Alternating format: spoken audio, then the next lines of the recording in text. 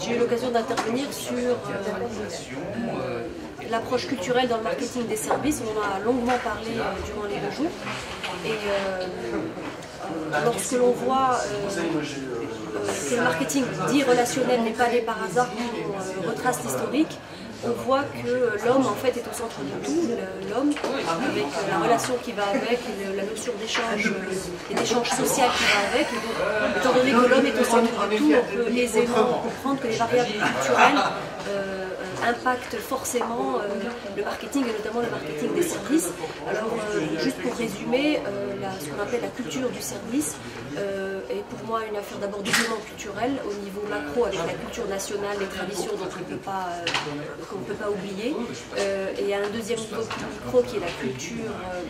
d'entreprise en elle-même où le marketing relationnel doit être davantage un état d'esprit, une culture diffuse plutôt qu'une simple fonction de gestion.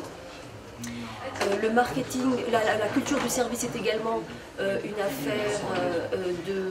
de process et d'organisation où la structure doit être normée, même si le pays se dit à tradition hospitalière, de service, etc. Cela ne suffit pas, il faut absolument les process autour pour normer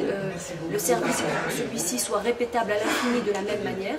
Donc la culture du service est aussi une affaire d'organisation. Si c'est une affaire d'organisation, c'est forcément une affaire de gouvernance. Le dirigeant qui est à la tête de tout cela doit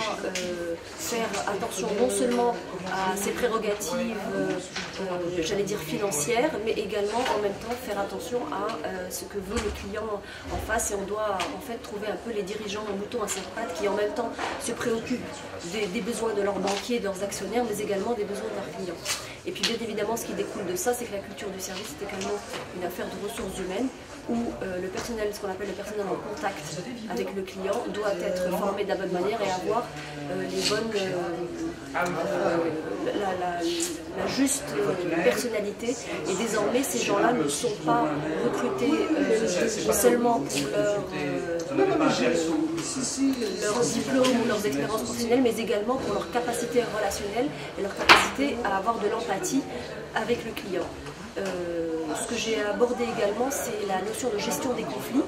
qui est très importante dans le marketing relationnel et dans la culture du service, et notamment là, la notion de culture et de tradition dans un pays a certainement un impact très fort sur la manière dont on gère